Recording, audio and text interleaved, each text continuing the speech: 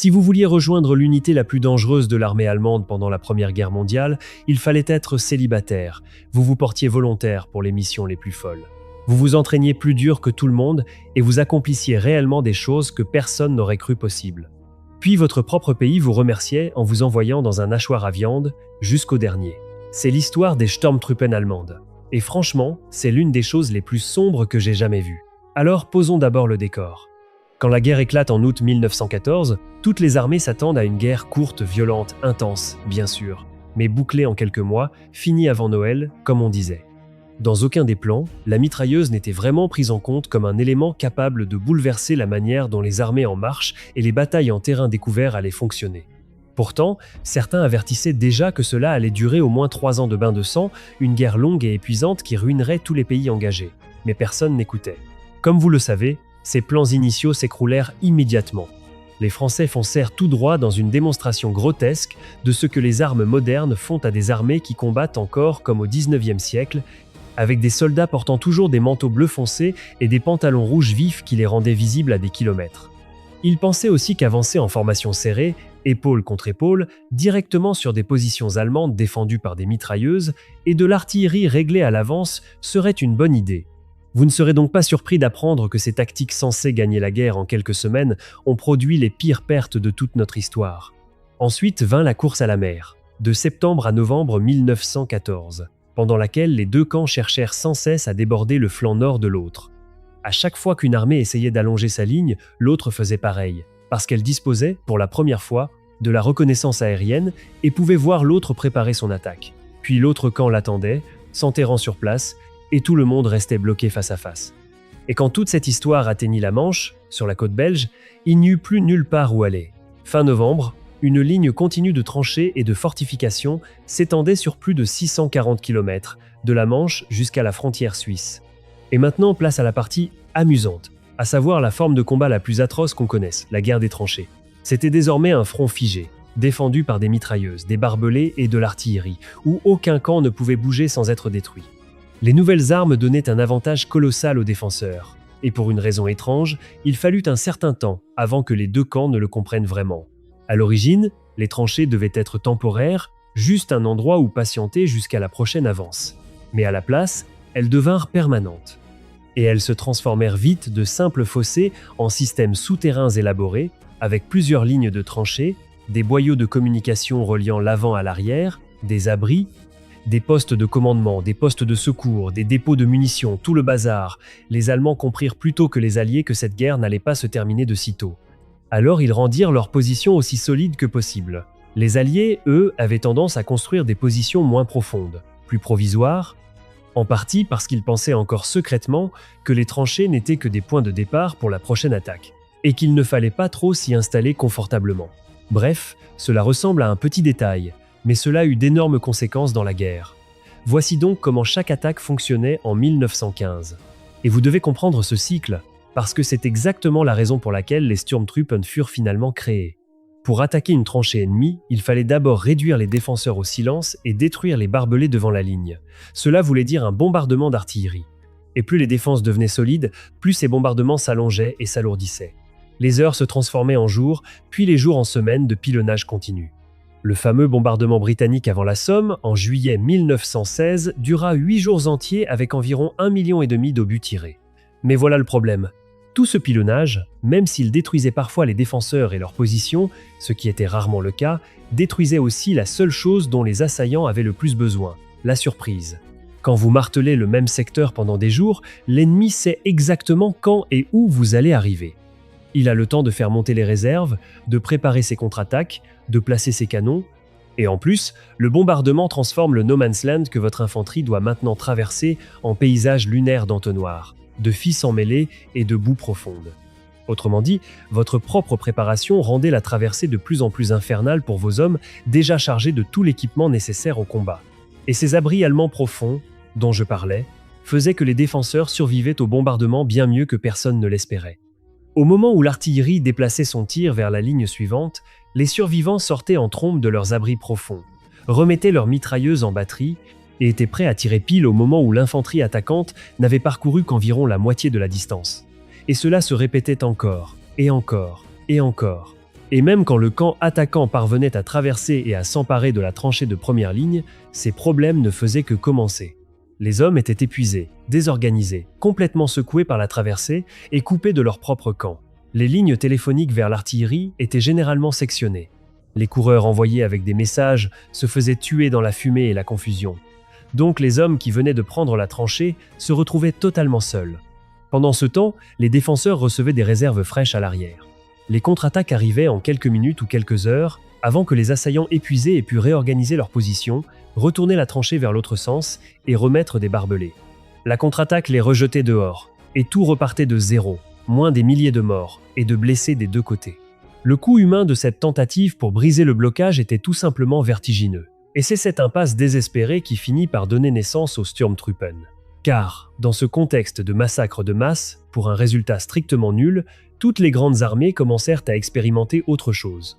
De petits groupes de raids, au lieu de ces énormes attaques frontales avec des dizaines de milliers d'hommes, pourquoi ne pas envoyer de petites équipes à travers le No Man's Land, sous le couvert de la nuit ou du brouillard, et frapper la tranchée ennemie en un point précis, tuer les sentinelles, capturer un prisonnier pour l'interroger, neutraliser un nid de mitrailleuses, récupérer des documents, ou simplement maintenir l'autre camp sous tension et déséquilibré, puis disparaître avant qu'il ne puisse réagir.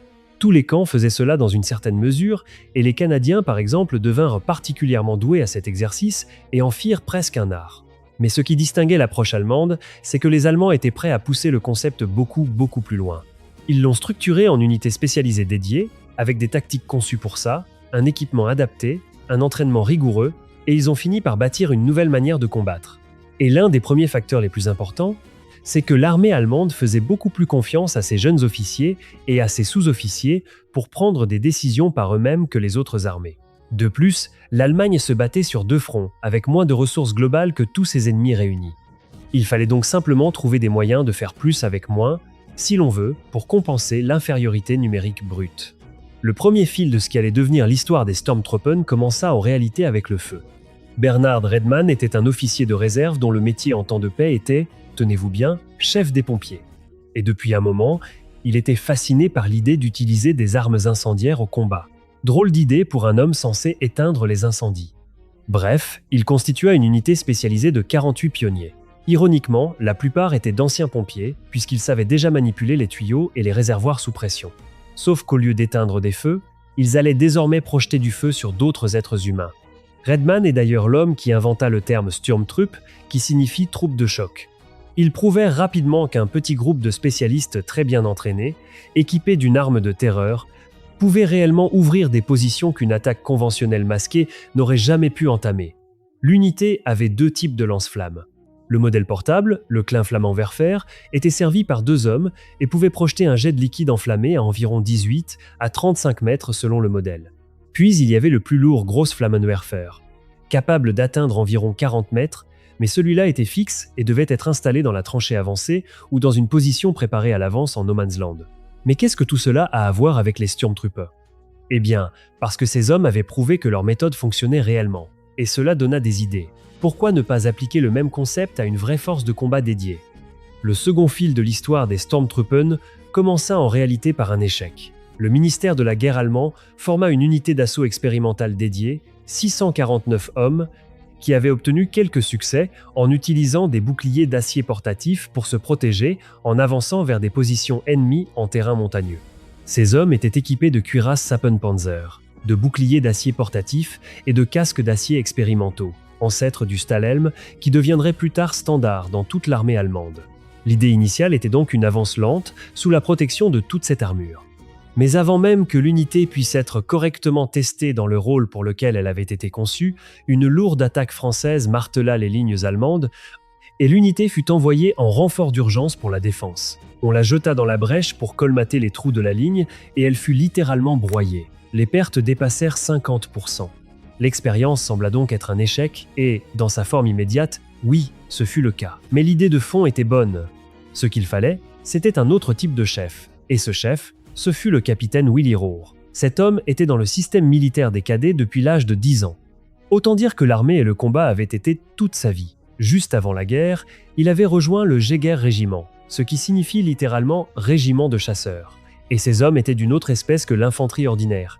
Ils portaient des uniformes camouflés ou plus sombres avant tout le monde. Ils opéraient en formation plus petite, plus souple, avec beaucoup plus d'autonomie que l'infanterie classique n'en avait jamais eu. Leur approche reposait sur l'idée de combattre intelligemment en terrain difficile, exactement ce qu'il fallait désespérément pour la guerre de tranchées. Pour faire court, Rohr prit le commandement des restes meurtris de cette unité spéciale équipée de cuirasses. Puis, il jeta tout ça à la poubelle. Il savait que la vitesse valait mieux que l'armure. Alors, Rohr enleva tout ce qui ralentissait ses hommes. Il ne conserva que le nouveau modèle de Stahlhelm. Il réorganisa toute sa force autour de petites équipes souples d'environ 8 hommes, plus un sous-officier. Chaque équipe était conçue comme une cellule interarmes autonome, capable de prendre ses propres décisions dans le chaos d'un assaut de tranchées. Il ajouta une section de mitrailleuses pour l'appui-feu, fit venir une section de lance-flammes tirée des troupes spécialisées de Redman et ajouta un détachement de mortiers pour le tir indirect à courte portée. Les armes portées par ces hommes étaient choisies spécifiquement pour un combat rapproché, violent et rapide. Rohr remplaça le fusil Gewehr 98 de longueur normale par la carabinaire 98 AZ, une version plus courte, dérivée de la cavalerie. Les grenades à main devinrent l'arme principale, transportées dans des sacs en toile, en bandoulière. Chaque détail de l'équipement individuel fut repensé. Les bottes à tiges hautes furent remplacées par des chaussures de montagne autrichiennes, plus légères et plus silencieuses. Et des renforts de cuir furent cousus sur les genoux et les coudes pour permettre de ramper, et ainsi de suite. Puis la collaboration de Rohr avec Redman fut le moment où tout s'assembla. En quelques semaines, les deux hommes mirent au point ce qui devint le concept d'équipe d'assaut. Les opérateurs de lance-flammes ouvraient la voie et les équipes d'infanterie suivaient juste derrière, entrant dans la tranchée ennemie sur leurs traces de feu et nettoyant chaque secteur à la grenade. Mais avant d'entendre ce qui se passa quand on essaya cela en pratique pour la première fois, regardez ce qu'il fallait pour devenir un Sturmtrupp. Au début de la guerre, franchement, pas mal de choses, parce que la sélection était assez exigeante et rigoureuse. D'abord, il fallait être volontaire. Il fallait être en excellentes conditions physiques, célibataire, et avoir moins de 25 ans. Peut être que le critère du célibat vous paraît un peu bizarre. Eh bien, il savait que ces gars partaient en mission parmi les plus dangereuses qui soient. Donc, au minimum, il voulait qu'ils ne laissent pas derrière eux de veuves et d'orphelins, ou, vous savez, il voulait simplement les rendre plus enclins à sacrifier leur vie pour la patrie et tout ce que la propagande racontait, pour lequel des millions de soldats sont morts. Votre capacité à encaisser l'agression, à réfléchir sous une pression extrême, et votre volonté absolue de mourir faisaient partie des qualités qui faisaient de vous un bon Sturmtrupp. Les hommes ayant des états de service attestés par la Croix de Fer et les sous-officiers expérimentés étaient les candidats les plus recherchés. Mais comme vous allez l'entendre, à mesure que la guerre s'enlisait, ces exigences furent de plus en plus abaissées jusqu'à ce que de simples recrues entrent dans des unités de Sturmtruppen qui, à ce stade, fonctionnaient à peu près comme des kamikazes. Quoi qu'il en soit, ces hommes s'entraînaient dans des systèmes de tranchées reconstitués à l'identique, conçus pour leur donner des conditions aussi proches que possible du combat réel et de ce qu'ils allaient réellement affronter en mission. Ils s'exerçaient avec des munitions réelles, répétaient leurs missions précises à partir de photos aériennes et tentaient de simuler exactement la position qu'ils allaient attaquer, en revoyant le plan encore et encore. Ce niveau de préparation ciblée était pratiquement inédit pour l'infanterie ordinaire, qui recevait en général à peine un briefing sommaire et un geste du bras en direction de la ligne ennemie. Ces hommes apprenaient tout, de la manière dont l'opération devait se dérouler jusqu'au combat avec toutes sortes d'armes différentes, y compris bien sûr les armes ennemies capturées, ainsi que le corps, puisque cela finirait presque inévitablement par arriver. Cependant, la chose la plus intéressante, si vous voulez mon avis, c'est que chaque soldat, en plus d'être entraîné à utiliser n'importe quelle arme qu'il pourrait rencontrer, était aussi préparé à faire le travail de l'homme au-dessus de lui. Le principal facteur qui bloquait la plupart des attaques sur le front occidental, c'était la perte d'un chef clé, ce qui paralysait généralement toute l'unité. Eh bien, les Sturmtruppen savaient que leur chef avait plus de chances d'être tué vu la nature de leur mission. Alors, chacun était prêt à prendre le relais et à commander si nécessaire, que ce soit pour lui-même ou pour les quelques hommes de son équipe encore en vie. Et cela, à une époque où le soldat moyen était censé ne rien faire tant qu'il n'avait pas reçu d'ordre, c'était totalement nouveau. Les Sturmtruppen avaient une chaîne de commandement. Donc si, ou plutôt quand, l'un d'eux était tué, le suivant prenait immédiatement la suite sans perdre une seule seconde de l'élan de l'attaque. Et pour que vous voyiez bien la différence, les Britanniques et les Français fonctionnaient sous un commandement détaillé venu d'en haut. Tout était donc minutieusement planifié au quartier général, à des kilomètres derrière le front, par des officiers qui ne savaient même pas à quoi ressemblait réellement le terrain qu'ils allaient faire attaquer. Les horaires étaient fixés à la minute près et chaque unité recevait un objectif précis, avec des itinéraires prédéterminés et une synchronisation rigide, laissant très peu, voire aucune place à l'improvisation. Donc, quand l'attaque réelle commençait, le plan ne se déroulait jamais comme prévu. C'est la guerre, après tout. Et pourtant, aucune marge d'adaptation n'existait en cours de route. C'est pourquoi tant d'opérations préparées pendant des mois échouèrent encore et encore. Vous voyez maintenant pourquoi les tactiques des Sturmtruppen étaient révolutionnaires. Mais elles recevaient aussi les meilleures armes et le meilleur équipement disponible. En plus des lance-flammes et des grenades à main, on leur donna le lance-pistolet 08, plus connu sous le nom de Luget d'artillerie. C'était une version à canon plus long du pistolet conçu à l'origine pour les servants d'artillerie afin qu'il n'ait pas à transporter de fusils grandeur nature, mais il se révéla très utile dans les combats rapprochés auxquels les Sturmtruppen allaient se mesurer. Le chargeur tambour en escargot leur donnait 32 cartouches de 9 mm en semi-auto. Donc c'était un bien meilleur outil pour le combat de tranchées que le fusil. Mais les Allemands ne s'arrêtèrent pas là. Parce qu'ils virent à quel point une telle arme pouvait être efficace, ils créèrent la toute première mitraillette de l'histoire, la MP-18.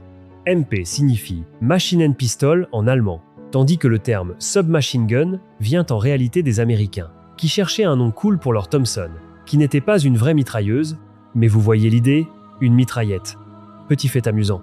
Bon, mais très sérieusement, les Sturmtruppe disposaient d'une arme automatique en 9 mm pour balayer les tranchées, même si la production fut lente et l'arme arriva assez tard, si bien qu'ils ne purent pas en équiper tous les Sturmtruppen.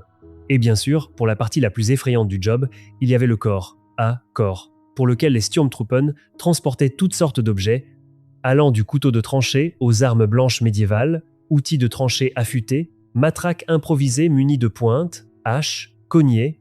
Vous voyez le tableau. Les Sturmtruppen fabriquaient généralement ce qu'ils préféraient personnellement. C'étaient toujours des objets fiables, silencieux s'ils étaient utilisés avec soin pour éliminer une sentinelle et qui ne tombaient jamais à court de munitions. Mais être l'homme qui devait réellement utiliser ces trucs en combat réel, eh bien, ce n'était sans doute pas le boulot le moins stressant du monde. Les Sturmtruppen aimaient aussi utiliser les armes ennemies qu'ils récupéraient. Et comme je l'ai dit plus tôt, ils s'entraînaient même dessus. L'idée était que lorsqu'ils prenaient un secteur de tranchée et devaient continuer à avancer, mais qu'ils avaient épuisé leurs munitions, ils n'auraient pas à attendre un réapprovisionnement. Ils pouvaient saisir ce que les soldats qu'ils venaient de tuer ou de capturer portaient sur eux et continuer. Ils récupéraient aussi des armes alliées efficaces, comme n'importe quelle mitrailleuse Lewis sur laquelle ils pouvaient mettre la main. Et ils les rechambraient même au calibre allemand, puisque la Lewis était bien plus légère que la MG8 et la MG15. Cette arme avait été conçue spécifiquement pour les Sturmtruppen comme version allégée du modèle standard refroidi par eau, mais elle n'allégeait pas tant que ça l'arme pour être vraiment utile dans leur tactique rapide. Il y avait aussi des mortiers légers pour combler l'écart entre les grenades à main et l'artillerie trop lourde à emporter dans l'assaut. Ainsi, les Sturmtruppen combinaient toutes ces armes et ces rôles au sein d'un groupe d'assaut composé généralement de 8 à 10 hommes. Vous aviez les grenadiers, 1 ou 2 hommes avec une mitrailleuse légère ou une mitraillette et éventuellement une équipe de lance-flammes. Puis un sapeur de combat avec pince coupante et explosif pour dégager les obstacles et des Sturmtrupp armés de ces fusils raccourcis pour soutenir chacun de ces rôles spécialisés. Voilà. Ils emportaient juste assez d'armes et de munitions pour de courtes poussées de violence intense, pas le paquetage standard de 27 kg de l'infanterie qui les ralentirait. Et selon les besoins propres à chaque mission, ces équipes pouvaient être réorganisées à la volée. Aucune autre nation n'a poussé cette idée aussi loin que les Allemands. Mais il était maintenant temps de tester tout cela en combat réel. Et ce sera couvert dans la partie 2 que vous pouvez regarder tout de suite, ici.